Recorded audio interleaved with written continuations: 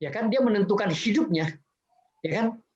Dari like, saya lanjut atau saya bunuh diri. Ternyata banyak orang nge-like dan akhirnya dia benar-benar bunuh diri seperti itu. Nah, itu bencana.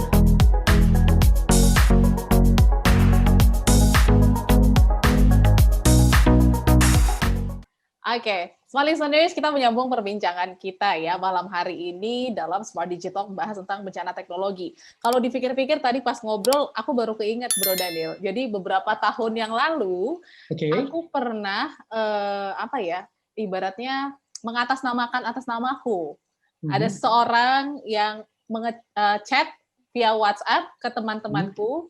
Ada 2 orang teman yang mengatasnamakan sebagai Audrey dan meminjam uang dengan foto profil yang mungkin ada di Instagram ya, yang mungkin dicuri gitu. Dan untungnya teman-temanku juga sadar bahwa nama panggilan yang sering dipanggil itu beda banget, cara chatnya juga beda. Dia panggil teman aku Sai, padahal aku nggak pernah panggil teman-teman aku Sai gitu ya. Jadi mereka akhirnya langsung kontak aku dan ini beneran Audrey bukan katanya. Jadi mereka mengatasnamakan Audrey yang meminjam uang karena ibu aku dikatakan meninggal dunia dan harus mengirimkan uang ke tante aku yang harus berangkat. Itu wow, amazing tuh Bro Daniel. Aku kaget dan shock juga kan. Terus sempat coba lacak itu gimana dan akhirnya nggak tahu dan itu siapa juga. Kita nggak tahu. Akhirnya teman aku juga diblok karena udah ketahuan dia berpenipu gitu. Ini pasti Smart Listeners juga pernah ya, Bro Daniel. Betul. Nah, itu kejadian kalau yang case kayak gitu tuh udah banyak banget, Audrey. Itu case-nya udah banyak banget kayak gitu. Dan itu sebenarnya randomly mereka lakukan. Satu randomly. Ya kan? Mereka coba randomly. Tapi dari data-data yang kita punya. Seperti itu. Jadi kalau kita lihat 1 bulan belakangan di awal 2021 nih, saya menerima begitu banyak informasi dari WhatsApp gitu ya. Penipuan lewat salah satu minimarket. Seperti itu. Oke. Jadi yang dia dapat bayaran dan lain sebagainya kayak gitu kan. Nah, itu akan kejadian. Saya juga mau share satu. Ini saya sendiri punya pengalaman. Pengalaman e-commerce sebenarnya. Jadi ketika lihat Instagram ada promo. Ya kan? Ada promo, lihat promonya lumayan nih, nggak mahal dan juga nggak murah. Make sense gitu kan lihat iklannya. Lalu ya tanpa pikir lagi saya pesen kayak gitu kan. Begitu saya pesen, lalu langsung dikontak. Nah, ketika saya kontak, saya tuh punya perasaan bahwa kayaknya agak aneh ya. Kok nomornya beda gitu kan. Lalu ada yang telepon saya, dia bilang, wah, Bapak pesen ini ya, ini lewat bea cukai dan lain sebagainya. Bapak pesan. Jadi saya diintimidasi sebagai orang yang memasukkan barang ilegal. Nah, karena saya punya teman-teman di bea cukai, saya tahu protokolernya seperti itu. Terus saya bilang sama orang tersebut kan, oke, silakan Anda berhubungan langsung sama penjualnya. Saya kan cuma beli online, ya kan? Saya udah bayar, saya bilang gitu, ya kan? Nah, ketika saya lihat, nggak bisa, ketika ada pemaksaan itu langsung saya tutup teleponnya. Saya tahu saya ditipu, udah selesai, kayak gitu, ya kan? Lalu saya ditelepon lagi, dihubungi lagi, bla bla bla gitu kan? Nah, jadi saya nggak mau lanjut. Kenapa? Karena saya tahu. Nah, sejak itu saya lihat, Instagram benar, langsung Instagramnya di-delete dan semua di-delete, kayak gitu, ya kan? Nah, itu membuat sebenarnya sesuatu yang mudah sekali karena promotion. Itu yang paling sederhana ya, karena kita nggak punya data. Itu kita kepancing apa? Kepancing murah. Promo, seperti itu, ya kan? Murah, diskon. Bukan berarti nggak boleh, boleh teman-teman Smart Listener bahwa kita tuh harus jeli, ya kan? Lalu yang case yang kayak Audrey ada lagi nih, kepancing hadiah. Yang paling sama Telkomsel. Itu banyak banget di SMS. Banyak banget seperti itu kan. Kemudian undian hadiah, dapat mobil. Perasaan nggak pernah nulis kupon undian deh. Tapi kita kok beli ya. Begitu. Nah, kenapa? Karena sebenarnya kita punya banyak kebutuhan-kebutuhan yang sebenarnya kita ingin. Itu yang ngedrive kita. Nah, bencana itu terjadi ya. Bencana itu terjadi kenapa? Karena kita ingin, Audrey. Karena kita ingin sesuatu yang bukan punya kita. Kayak gitu. Itu penting. Karena kita ingin sesuatu yang bukan punya kita. Karena kita ingin, bukan butuh gitu. Sehingga banyak hal yang kita lakukan melalui teknologi itu membuat keinginan-keinginan kita supaya terrealisasi. Jadi kita lebih banyak tidak menerima kenyataan seperti itu, dan itu akan menjadi kebencana. Nah, di sesi ini, sesi yang ketiga, saya menyampaikan bahwa ada satu bencana yang luar biasa, ya kan? Bencana secara psikologi. Kita ingat pernah bahas tentang anak di Samarinda kalau nggak salah, atau di Malaysia, di Sarawak, ya kan? Dia menentukan hidupnya, ya kan? Dari like, saya lanjut atau saya bunuh diri. Ternyata banyak orang nge-like dan akhirnya dia benar-benar bunuh diri seperti itu. Nah, itu bencana secara psikologi bahwa orang-orang ini, ya, anak-anak muda yang labil tadi yang tidak diperlengkapi ketika mereka bisa berhubungan dunia internasional, dunia luar, mereka pelin-pelan. Karena mereka pikir bunuh diri, ya karena mereka nonton mungkin untuk bunuh diri. Udah biasa seperti itu kan.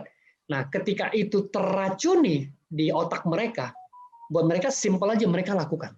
Jadi kedewasaan kita untuk kita bisa mengelola teknologi untuk dimanfaatkan itu menjadi penting. Makanya ada bicara tentang kecerdasan digital, kecerdasan teknologi. Ya, jadi bukan hanya kecerdasan emosi, kecerdasan digital atau kecerdasan teknologi itu juga menjadi satu hal yang penting pada saat ini. Apalagi kita dengan WFH, dengan COVID-19, kita 90% kita menghabiskan waktu kita dealing dengan yang namanya teknologi. 90% kalau katakan, saya nggak bilang 100% karena masih banyak bagian-bagian yang memang tidak tersentuh oleh teknologi dan belum di Indonesia seperti itu.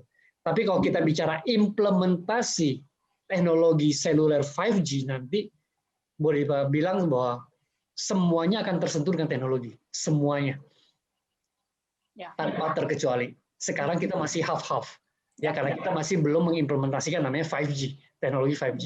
Seperti itu, Audrey. Oke, wow, menarik ya berbicara tentang bencana teknologi ini, Bro Daniel. Nah, seperti cerita aku dan mungkin banyak smart listeners yang merasakan itu ya, kayak penyalahgunaan data gitu, Bro Daniel. Ini kan menjadi dilema juga ketika kita mungkin punya sosial media dan lain sebagainya. Apakah memang kita harus terima resiko itu dulu atau memang bisa dicegah atau seperti apa, Bro Daniel? Oke, seperti salah satu rekan saya mengatakan di dalam Instagram saya, dikatakan Bro Derajat ya, dia bilang bahwa manajemen risiko menjadi hal yang terpenting ya Pak. Betul. Oke. Tapi pertanyaannya, berapa banyak dari kita yang mengenal namanya manajemen risiko? Oke. Nggak banyak. Ya. Bahkan risiko aja mereka nggak tahu itu apa. Ya. Apalagi di manage gitu kan? Yes. Nggak usah jauh-jauh, Audrey, smart listener, teman Bapak Ibu, teman-teman semua smart listener gitu ya. Kita punya waktu 24 jam setiap hari.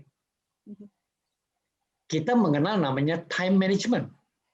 Berapa banyak dari kita bisa manage waktu kita? Kenapa? Karena kita take it for granted gitu. Ya kan, kita take it for granted. Coba smart listener, Audrey, pikirkan. Per millisecond itu berapa penting buat mereka yang sedang beradu balapan mobil. Per millisecond. Jadi mereka miss aja per millisecond itu bisa miss semuanya, bahkan bisa kejadian kecelakaan kayak gitu, ya kan? Nah, kalau kita tanya menunggu waktu 9 bulan buat ibu yang sedang hamil, itu waktu menanti untuk 9 bulan itu waktu yang seperti apa buat mereka? Ya kan, kita tahu bahwa pepatah-pepatah itu banyak sekali tentang bagaimana kita menghargai waktu. Nah, bahkan di James Gui, saya senang banget tuh. James Gui menyampaikan bahwa ada mata uang yang kita punya oleh setiap negara. Dan karena dibuat oleh manusia, kayak gitu. Tetapi ada satu yang disediakan oleh alam, mata uang yang disediakan oleh alam, yang standarnya semua sama. Apa? Waktu. Untuk Audrey, untuk saya, untuk orang kaya, untuk orang miskin, untuk orang berhasil, untuk orang tidak berhasil, untuk anak-anak, untuk orang dewasa, semuanya sama. 24 jam. Kita manage nggak? Kita nggak manage. Ya kan, apalagi kita bicara risiko yang kita nggak tahu risiko itu apa sih, kayak gitu. Apa sih, kayak gitu. Contoh sekarang kita di bencana alam di Kalimantan Selatan, kita bicara tentang bencana-bencana tempat lain di Sulawesi, gempa dan lain sebagainya. Ya kan, antisipasi kita apa yang kita bisa lakukan adalah kita sering kali menuding orang lain, Audrey, smart listener. Nah, pada malam hari ini saya ingin mengajak kita untuk aware tentang bencana teknologi. Kita nggak bisa menyalahkan. Kenapa? saya garis bawahi, kita tidak bisa menyalahkan orang lain. Karena teknologi itu akan berkembang terus dan makin cepat. Nah, perkembangan teknologi ini diyakini dan diciptakan untuk membantu manusia, untuk mengambil alih pekerjaan-pekerjaan rutin yang dilakukan oleh manusia. Ingat, mengambil alih pekerjaan-pekerjaan rutin yang dilakukan oleh manusia. Sehingga teknologi, baik itu robotik dan lain sebagainya, itu mengganti itu. Bahkan diciptakan yang namanya artificial intelligence untuk membantu manusia untuk mengambil keputusan-keputusan yang kompleks. Seolah-olah kita punya manusia tandingan. Nah, kalau kita tidak menjadi anak atau pribadi yang smart, kita akan tergantikan nggak? Yes, kita akan tergantikan. Kita akan tergantikan. Padahal Tuhan menciptakan kita sebagai manusia, punya otak yang luar biasa, punya kemampuan yang luar biasa, yang tidak bisa digantikan oleh apapun. Tapi kalau kita tidak manage, tidak utilisasi itu untuk sesuatu yang lebih baik, kita tergantikan nggak? Yes, kita akan tergantikan. Jadi pertanyaannya, are you ready? Nah, kalau ketika kamu digantikan oleh mesin, itu sudah bencana terbesar. Contoh, implementasi yang paling gampang ketika e-tolcard. Banyak orang penjaga-penjaga tol itu yang digantikan oleh mesin. Dan even mesin lebih better, seperti itu. Nah, ketika kita tidak prepare, itu bencana. Kita jadi pengangguran. Betul ya? Kayak gitu. Kita jadi pengangguran, kita nggak ngapa-ngapain. Padahal, kita adalah pribadi yang more than hanya memberikan tiket dan pengembalian uang itu. Kita more than that, gitu loh. Biarkan itu dilakukan oleh mesin. Tapi ketika kita tidak beradaptasi, dan itu bencana. Dan kita akan demo. Kita akan berontak dan lain sebagainya kan? Seperti itu. Oke. Bencana teknologi yang sudah dijabarkan tadi, wah ternyata serem-serem semua Smart Listeners. Kalau ditanya kita nggak tahu ya. Jadi hari ini kita udah tahu seperti apa bencana teknologi dan